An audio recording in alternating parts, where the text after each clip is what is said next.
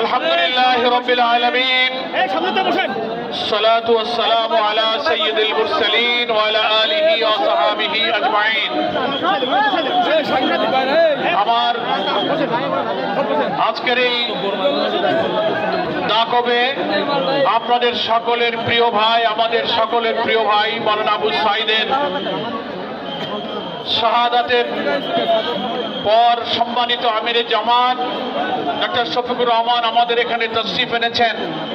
এটা মহান আল্লাহ তাআলার মেহেরবানি। আপনারা সবাই খুশি আছেন তো? আমরা এই জন্য আল্লাহর কাছে একবার শুকর গুজার করি, আলহামদুলিল্লাহ। সম্মানিত ভাইরা এবং সমস্ত দেশবাসী এটা অবহিত আছেন যে 19শে জুলাই সরোয়ার্দী উদ্যানের ঐতিহাসিক জাতীয় মহাসমাবেশে যোগ দিতে যাত্রাপথে আমাদের দাকব উপজেলা জামাত ইসলামীর সম্মানিত আমির সড়ক দুর্ঘটনায় তিনি আল্লাহ তাআলার কাছে পৌঁছে গেছেন। আল্লাহ তাআলা তার শাহাদাত মঞ্জুর করুন। একই জনসভায় আসা এবং যাওয়ার পথে আমাদের চারজন ভাই, একজন পাবনা, একজন রংপুর, একজন সুনামগঞ্জ, আল্লাহ তাআলা তাদেরকে দুনিয়া থেকে নিয়ে গিয়েছেন। সম্মানিত আমিরে জামাতও ওই জনসভার মঞ্চে আপনারা দেখেছেন সাময়িকভাবে অসুস্থ হয়ে পড়েছিলেন, যা সবাই সারা দেশ এবং দুনিয়া দেখেছে।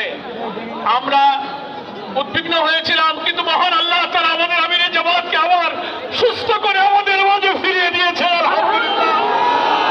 আমরা বুঝতে পারিনি, আমিরে জামাত বলেছিলেন পরের দিনে আমরা আবু সাঈদের বাড়িতে যাব। অসুস্থতার থেকে চিকিৎসকের পরামর্শের জন্য একটু বিলম্ব করে ডাক্তারের পরামর্শ, সফরে যাওয়া যাবে না, বিশ্রাম নিতে হবে। প্রচন্ড মানসিক শক্তি, ভাইদের প্রতি তার মহব্বতের কারণে তিনি ডাক্তারের সব পরামর্শ মানতে পারছেন না।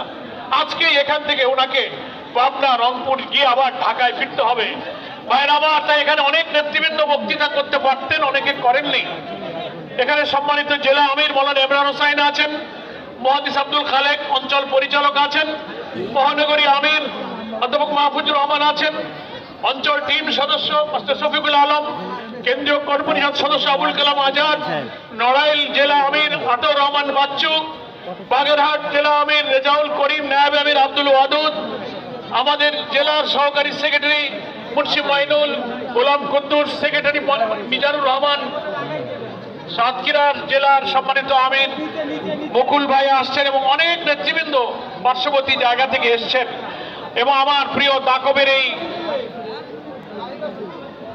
ময়দানে উপস্থিত প্রিয় এলাকাবাসী, আজকে নিশ্চয়ই আপনারা আমিরে জামাতকে পেয়ে আল্লাহর শুকরিয়া আদায় করবেন। আমিরে জামাত আবু সাঈদ ভাইয়ের পরিবারের সাথে কথা বলেছেন, কবর জিয়ারত করেছেন, দোয়া করেছেন। ওনাকে নির্ধারিত সময়ের মধ্যেই আবার হেলিকপ্টারে উঠে পাবনায় রওনা দিতে হবে। এটা আল্লাহর বড় মেহেরবানি। যাহা অনুকূল রেখে আমিরে জামাতকে যে খুলনার প্রত্যন্ত একটা ছোট্ট উপজেলা দাকববাসী দেখতে পেলেন, দোয়ায় শরীক হতে পারলেন, এটা আমাদের জন্য আমরা সৌভাগ্য মনে করছি, আলহামদুলিল্লাহ। আমি আপনাদের খুলনারই মানুষ, আমার আর কোনো বক্তব্যের প্রয়োজন নেই। আমরা আমিরে জামাতকে পেয়ে আমাদের সব প্রয়োজন আমরা ভুলে গেছি, আলহামদুলিল্লাহ। এখন আমি আমিরে জামাতের প্রতি কৃতজ্ঞতা জানাই।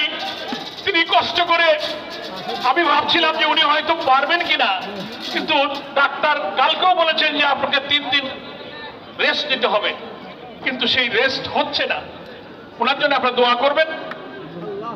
এই 18 কোটি মানুষের ইসলামী আন্দোলনের প্রিয় নেতা এবং আমাদের আগামী দিনে নতুন বাংলাদেশের এই স্বপ্ন সারথীকে আল্লাহ তাআলা যেন আরো নেক হায়াত দিয়ে এই জাতির আশা আকাঙ্ক্ষা পূরণের যেন আমার হিসেবে তিনি দায়িত্ব পালন করছেন। সরোয়ার্দী উদ্যানে জাতির মুক্তির যে বাণী তিনি অসুস্থ অবস্থায় 2 বার পড়ে গেলেও হৃদয়ের সব আকুতি দিয়ে দেশবাসী দুনিয়াবাসীকে জানিয়ে দিয়েছেন। আল্লাহ তাআলা সেই আকুতি কবুল করার জন্য আমাদের আমিরে জামাতের নেক হায়াতকে যেন আল্লাহ আরো বাড়িয়ে দেন, শারীরিকভাবে সব দিক থেকে দায়িত্ব পালনের জন্য সক্ষমতা দান করেন। এখানে আরো 2 জন আহত হয়েছিলেন, তাদের জন্য আমরা দোয়া করি। এখন আমরা অনুরোধ করব আমিরে জামাত এখন বক্তব্য রাখবেন, শেষে যাওয়ার জন্য পথটা আপনারা ফ্রি করে দেবেন। আমিরে জামাত যাওয়ার পরে আমরা আশা করছি বাংলাদেশ জামাত ইসলামের সম্মানিত আমির, আমাদের প্রিয় নেতা, বাংলাদেশের মানুষের আশা আকাঙ্ক্ষার ঠিকানা মজলুম জননেতা ডক্টর শফিকুর রহমানকে এই দাকববাসীর উদ্দেশ্যে কিছু বক্তব্য রাখার জন্য সম্মানিত আমির জামাত ডক্টর শফিকুর রহমান।